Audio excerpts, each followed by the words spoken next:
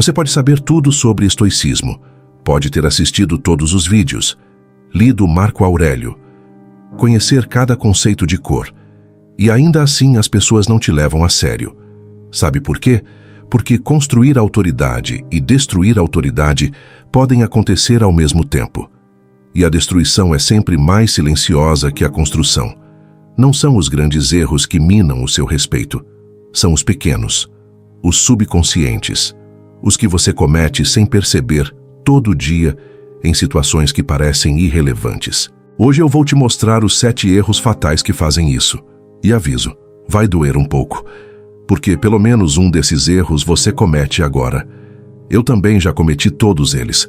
A diferença entre o homem medíocre e o homem inabalável não é o conhecimento, é a ausência de vícios que drenam o que o conhecimento constrói.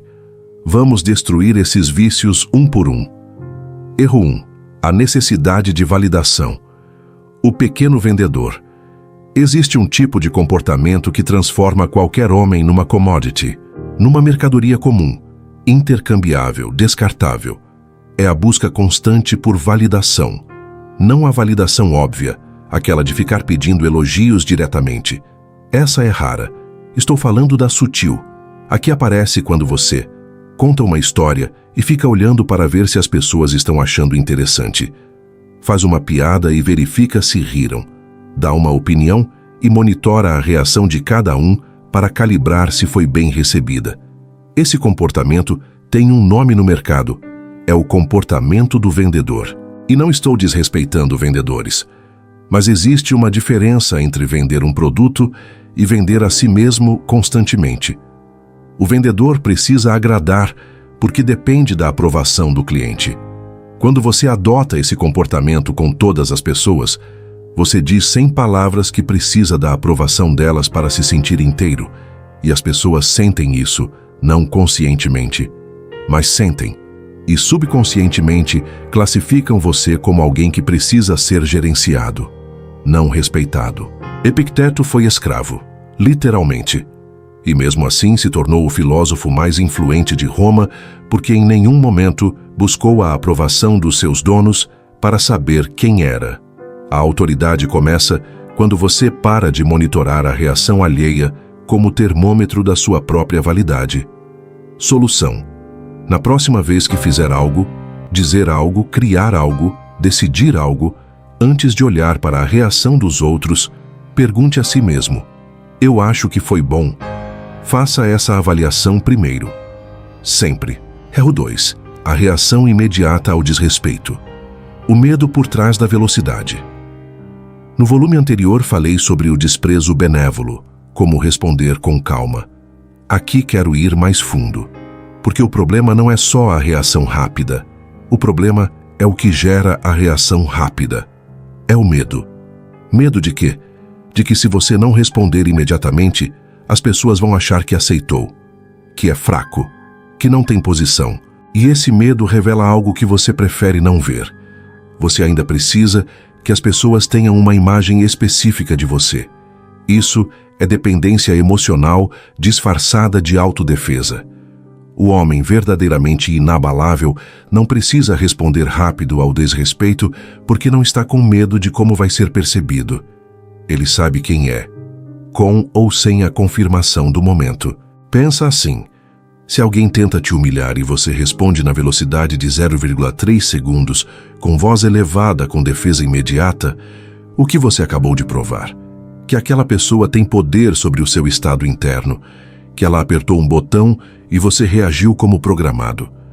A reação rápida não é sinal de força, é sinal de que você ainda não construiu a muralha interna de que falei no último vídeo.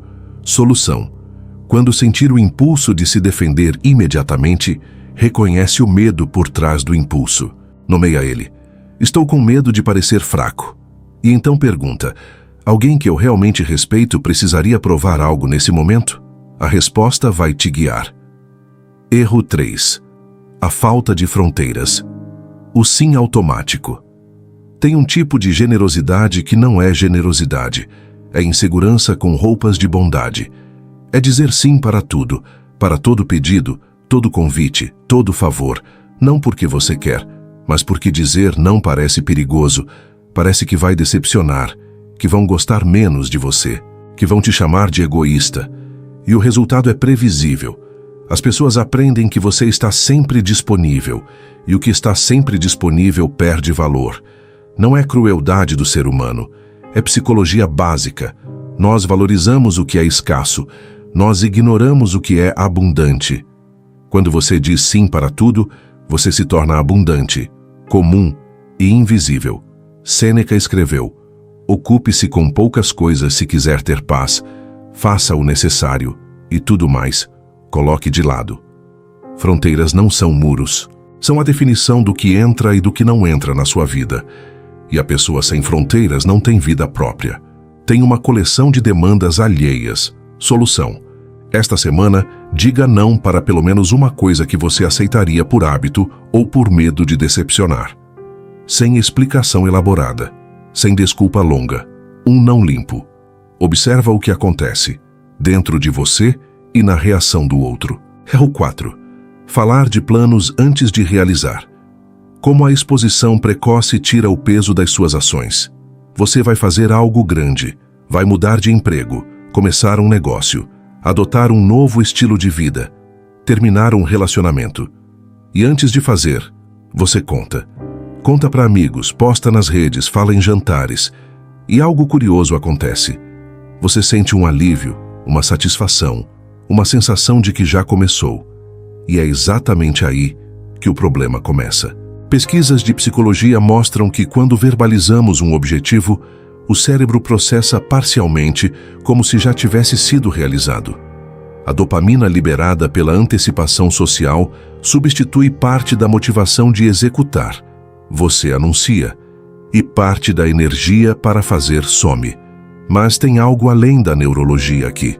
Quando você fala antes de fazer, você distribui o peso das suas ações. Ações silenciosas chegam com impacto total. Você simplesmente aparece diferente, com resultado, sem aviso. Ações anunciadas chegam com peso reduzido. As pessoas já sabiam, já formaram opinião, já calcularam. Marco Aurélio não anunciava campanhas militares antes de executá-las. O silêncio antes da ação é parte da ação. Solução: escolhe seu próximo objetivo importante e decide que não vai contar para ninguém até estar feito. Ou pelo menos, até estar irreversível. Guarda a energia do anúncio para o momento da entrega. Pausa rápida aqui. Você chegou até o erro 4. Isso já te coloca numa minoria. Mas preciso te avisar sobre o que está por vir. O erro número 6 é o que eu mais vejo homens inteligentes cometerem sem perceber. Homens que sabem de estoicismo, que estudam, que aplicam as leis e que ainda assim estão cavando a própria cova social toda vez que abrem a boca. Fica até lá, vale cada segundo. Erro 5. Levar tudo para o lado pessoal. A fraqueza de acreditar que o mundo gira em torno de você. O trânsito fechou exatamente quando você saiu. O colega não respondeu sua mensagem. A pessoa riu em voz alta logo depois que você falou. O chefe ficou sério durante sua apresentação. E você imediatamente construiu uma narrativa, onde você é o centro, onde tudo aquilo foi sobre você. Isso tem um nome na filosofia: personalização. E é uma das formas mais silenciosas e mais desgastantes de sofrer, porque você gasta energia processando situações que não tinham nada a ver com você. O trânsito não sabe quem você é. O colega estava resolvendo um problema. A pessoa ria de uma memória. O chefe estava com dor de cabeça. Mas a mente que leva tudo para o pessoal constrói dramas completos com você no papel principal. Os estoicos chamavam isso de fazer uma tragédia do que é apenas circunstância. E além do sofrimento desnecessário, existe o custo social. Quando você reage como se tudo fosse sobre você, as pessoas percebem e passam a te tratar com mais cuidado, não por respeito, mas por receio de pisar em ovos. Solução: na próxima vez que sentir que algo foi direcionado a você, faz uma pausa e pergunta: tenho evidência real de que isso foi sobre mim? Na maioria das vezes, a resposta é não. E aí você descarta e segue. Erro 6. O hábito de se desculpar por existir. Como o pedido de desculpas excessivo destrói a autoridade. Esse é o erro. O que eu falei que você precisava chegar até aqui para ouvir. Existe uma versão de pedir desculpas que é maturidade e integridade. Você errou. Causou dano real. Reconhece, pede desculpa, corrige. Isso é necessário, isso é força. Mas existe outra versão. Desculpa te incomodar, mas... Posso te fazer uma pergunta? Desculpa. Não sei se faz sentido o que vou dizer, mas... Me desculpa, você tem um minuto? Esse padrão é diferente. Você está se desculpando antes de existir no espaço. Antes de falar. Antes de perguntar. Antes de qualquer coisa que possa incomodar. E o que isso comunica? Que sua presença é um fardo. Que você precisou se autorizar para existir naquele momento. Que você não tem certeza se tem direito de estar ali. Homens inteligentes fazem isso o tempo todo, porque foram educados para ser polidos, para não invadir, para não parecer arrogantes. Mas polidez e autopunição são coisas diferentes. Você pode ser respeitoso sem se diminuir antes de falar. Epicteto dizia: nunca diga que sofreu uma perda, diga que devolveu. A linguagem que você usa sobre si mesmo define como os outros te enxergam. Cada me desculpa desnecessário é uma pequena remoção de autoridade. Parece insignificante, mas some com isso dezenas de vezes por dia e o que fica é uma imagem de alguém que não tem certeza do próprio valor. Solução: durante 24 horas, risca os pedidos de desculpa desnecessários do seu vocabulário. Substitui por nada ou por uma frase direta. Em vez de desculpa te incomodar, mas você tem um minuto, diz apenas: você tem um minuto? Testa. A diferença é enorme. Erro 7. A busca por companhia para não se sentir só a incapacidade de habitar a própria solidão. Este é o último erro, e talvez o mais profundo. Existe uma diferença entre escolher companhia e precisar de companhia. Escolher companhia é seleção. Você prefere estar com certas pessoas porque elas acrescentam, elevam, fazem o tempo valer. Precisar de companhia é fuga. Você preenche o silêncio com presença alheia, porque o silêncio dói.